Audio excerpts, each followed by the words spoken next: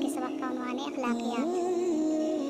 बच्चों, अच्छी आदतें सबको पसंद होती हैं, बुरी आदतों को कोई पसंद नहीं करता।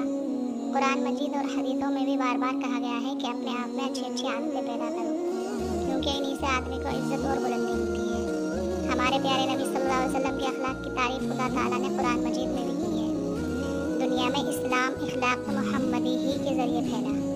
हुजूर के अखलाक और कुरानी अखलाक थे। आपके अखलाक और आपकी खूबियों के बारे में अल्लाह ताला ने फरमाया है, इन्नका लअला खुलुक़िन अज़ीम, जिसका तर्जुमा यह है, ए हबीब, बेशक आप अखलाक के बड़े दर्जे पर हैं। मुसलमान आपस में भाई भाई हैं। भाई का भाई के साथ अच्छा सलूक करना बड़ी अच्छी बात है। कुरान मजीद ने भाईचारे पर बड़ा जोर दिया है। रसूल अकरम सल्लल्लाहु अलैहि वसल्लम ने इसे इस्लाम में बुनियादी हैसियत दी है और अक्सर इस बात पर जोर दिया है कि मुसलमान एक दूसरे मुसलमान से अच्छा बर्ताव करें। एक मौके पर इरशाद फरमाया, कोई मुसलमान किसी दूसरे पर जुल्म न करे, किसी दूसरे को बेयार और मददगार न छोड़े और किसी दूसरे को जलील न समझे।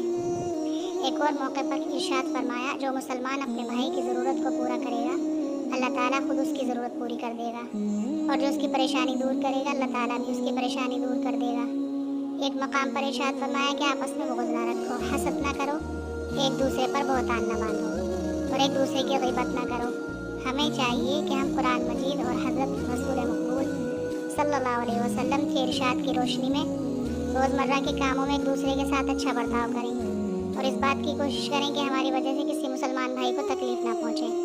हमें चाहिए कि जब अपने मुसलमान भाई से मिलें तो खुंदा पेशानी से मिलें और उससे मुसाफा करें और अच्छी अच्छी बातें करें, और जब कोई मेहमान आ जाए तो उसका खुले दिल से इस्तकबाल करें, उसकी खातिरदारी में कमी ना होने दें और उसे खुश रखने की पूरी कोशिश करें।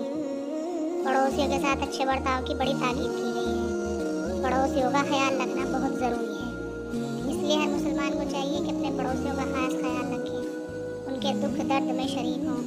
इस तरह न सिर्फ एक दूसरे की मोहब्बत बढ़ेगी, बल्कि कदूरत, नफरत और बुग़्ज़ अदावत को परवान चढ़ने का भी मौका नहीं मिलेगा।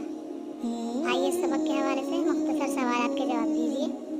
दुनिया में इस्लाम कैसे फैला?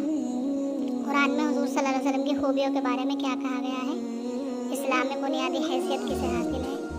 पड़ोसी के साथ कैसे बर्ताव की ताकीद की है?